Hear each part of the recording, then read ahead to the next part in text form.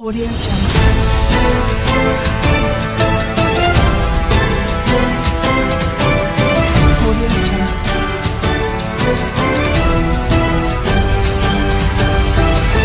Audio Jungle. Audio Jungle.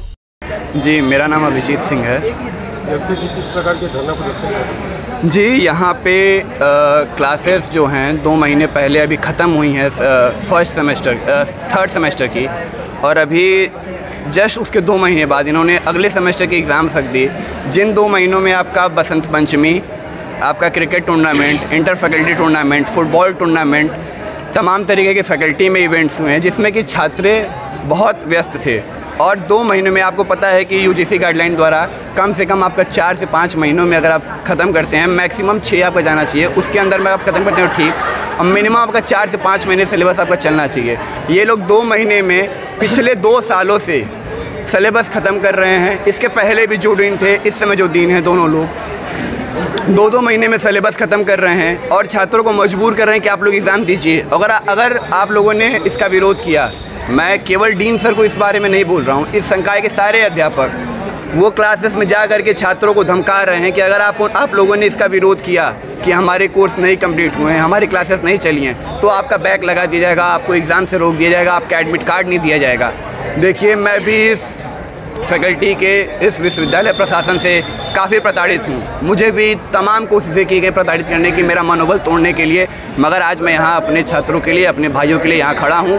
और यहाँ main मुद्दा हमारा ये है कि अगर 2 महीने में सिलेबस कंप्लीट हो जाता है तो 6 महीने यूजीसी ने उसका टाइम क्यों दिया है? 6 महीने का सिलेबस आप 2-2 महीने में कंप्लीट कर रहे हैं, और 2 महीने में भी आप 1 महीने भी क्लास नहीं चली आपकी, और आप तुरंत एग्ज़ाम करा दे रहे हैं बस इसलिए कि आपको अपना ड्यूरेशन मेकअप करना है। प्रोफेसर आते हैं, क्लास में पढ़ाते नहीं हैं, ऑफिस में बैठे रहते हैं, लड़कों से बोलते हैं असाइनमेंट गेट के नीचे से डाल दीजिए, हम आपसे मिल नहीं पाएंगे। ये यहाँ पे प्रोफेसरों का अटेंडेंस है। अगर छात्र अपना अटेंडेंस ना लगाएं तो उनको एडमिट कार्ड की धमकी दी जाती है। वही अगर प्रोफेसर 1-1 महीने, 2-2 महीने फैकल्टी में ना आए तो उनकी बातों को एक्सेप्ट कर लिया जाता है। डीन से किया है? जी, हमने किया है। हमने सैटरडे को इनको एप्लीकेशन दिया।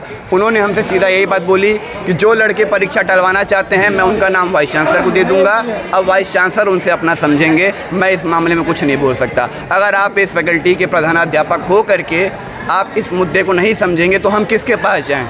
हम ठेले वाले के पास तो जाएंगे नहीं, हम केले वाले के पास तो जाएंगे नहीं। कोई उच्चाधिकारी आपसे बात कर रहे हैं? हमसे अभी तक कोई उच्चाधिकारी बात करने नहीं आया। हम अभी हमारे डीन साहब के एब्सेंस में हम रजिस्ट्रार सर के पास गए, उन्होंने भी बोला कि मेरे मुद्दे की बात नहीं है ये, आप जाकर के डीन सर से मिलिए। डीन सर अभी तक संकाय में नहीं आए हैं, उन्हीं का इंतज़ार कर रहे हैं हम लोग। वो आएँ तो उनसे कुछ हम बात करें और क्लासेस जो हैं वो अच्छे तरीके से चलें। मैं कोई नहीं चाहता कि अगर लड़के अटेंडेंस नहीं लगा रहे हैं तो उनका एडमिट कार्ड रोकिए, मगर आप क्लासेस तो चलाइए। आप क्लास नहीं चलाएंगे और लड़कों को धमकाएंगे कि आपका क्लास रोक दिया जाएगा, आपको एग्ज़ाम नहीं देने दिया जाएगा, आपका नंबर कम कर दिया जाएगा। पिछले सेमेस्टर में 40-40 लड़के क्लास में बैक लगे हैं। आप अपनी पढ़ाई की गलती नहीं देंगे, मगर आप अपने ईगो के चक्कर में लड़कों का बैक लगाएंगे। उच्चाधिकारी आपसे बात करते हैं और आपकी बात नहीं मानी जाती, आगे आपका क्या? अगर हमारी बात नहीं मानी जाएगी तो यहीं पर अनिश्चितकालीन धरना चलेगी सभी छात्रों के द्वारा।